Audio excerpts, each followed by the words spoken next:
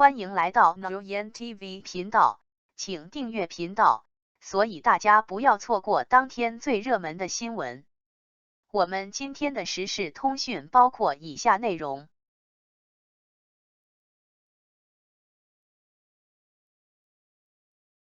王一博作品远比任何时尚活动和见面会更新的。快年底了，活动多，就有不知情的一直问，这个王一博怎么不参加活动啊？在组闭关的为什么要特地出来参加活动？实际这2年年底王一博他都是在拍戏，都没什么时间出来活动。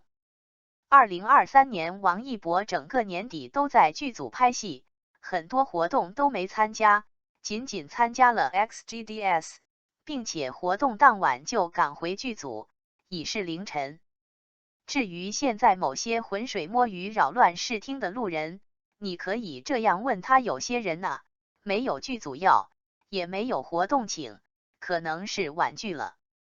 现在这个时候，很多艺人都在组里，各种活动请不到那么多明星也很正常，剧组基本上都是非常讨厌演员请假的。一个戏的主角，甚至是主要配角，都是很难拍到一半独自提前彻底杀青的，哪怕他的角色真的在戏里中途就下线了，也不会正好把你的通告都安排在整个拍摄周期的前半段。主要配角很可能拍2天歇5天，拍3天歇10天，但一般也都要跟到最后，所以配角闸戏是很正常的事情。这就是为什么我一直不信所谓的杀青时间。当然也不是说没有特殊情况，或者整个周期3个月，有些演员提前10天半个月杀，这算是正常。但是整个组拍3个月，其中一个主要演员拍1个半月自己杀了，发生的概率不大，除非你咖位够大，能让剧组根据你的时间来排通告。当然这也都是推测，我不知道角色，不知道戏份，不知道全组的周期，也不知道王一博到底要拍多久，只是觉得连通告单满天飞的剧组人都没法准确知道杀青时间，何况这个，就别再乱传了吧。好作品就是要花时间打磨的，慢工出细活。好剧组多拍一段时间不是蛮好的吗？就安心等，缄默。王一博默不作声，却圈粉一大片的背后，定有一个3观正确的父母。在河南洪灾的救援活动中，王一博跟随韩红的救援队悄然空降河南郑州。他毫无偶像包袱，像邻家大男孩一样，默默地搬运物资，关心受困的孩子。即使在镜头面前也从没主动显摆自己的行为，也不多说什么，感动了很多人。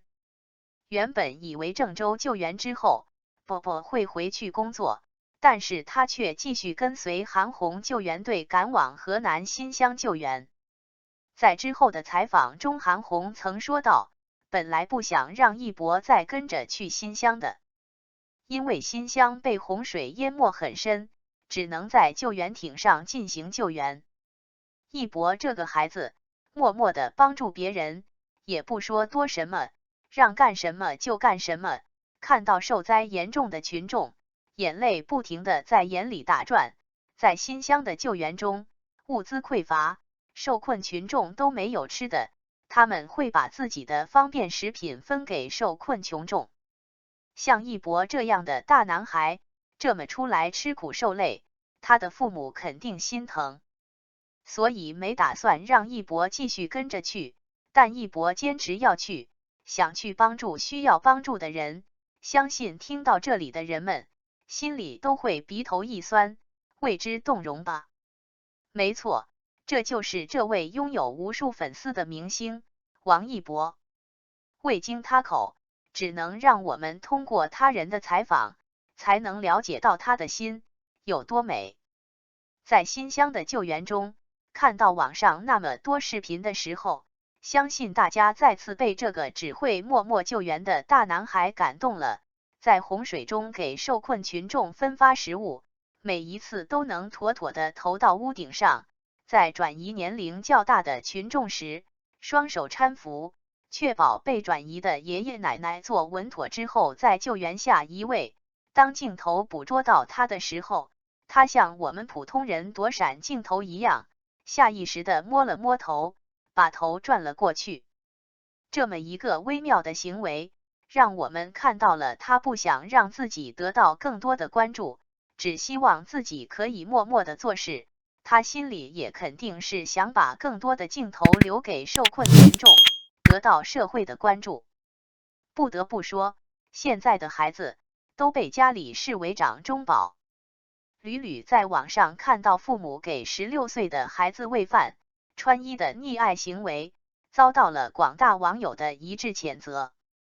现实生活中，多少在读大学生、在读研究生，在校没生活费了，第一时间找父母转账，在家里衣来伸手，饭来张口，家务活从未参与。偶尔父母太忙，给安排一个任务，能不能完成不说，一进门就跟父母一顿大抱怨，字里行间透露着父母让他干活了。这样的孩子，即使博士后毕业，未来的人生路能靠自己走多远？这样的父母不值得反思吗？更有很多家庭的父母看到了孩子这种事不关己高高挂起的德行，一个唱黑脸努力教育，一个却唱红脸到处维护拆台。敢问这位唱红脸的家长，你这是心疼孩子、爱孩子、对孩子负责的表现？你能一辈子护着他？这类的父母太多太多太多了。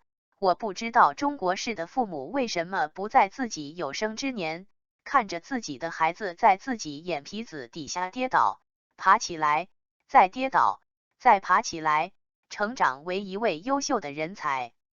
难道都喜欢看着自己的孩子在自己100年之后跌倒一次，没有你们的搀扶，再也爬不起来吗？反而那些从小参与家庭事务的孩子，从小就有独立意识，有责任感，有担当。他们懂得父母的不易，懂得生活的艰辛，也懂得社会的残酷。他们一点点的积累经验，努力奋斗，回馈父母，回馈社会。这样的孩子，他们有一生最宝贵的财富，那就是三观正确的父母，以及三观正确的家庭教育。这样的父母不应该被广泛赞扬吗？感谢您观看视频。如果您觉得本时事通讯有用，请不要忘记点赞、评论和订阅。祝您生活愉快，充满活力。再见。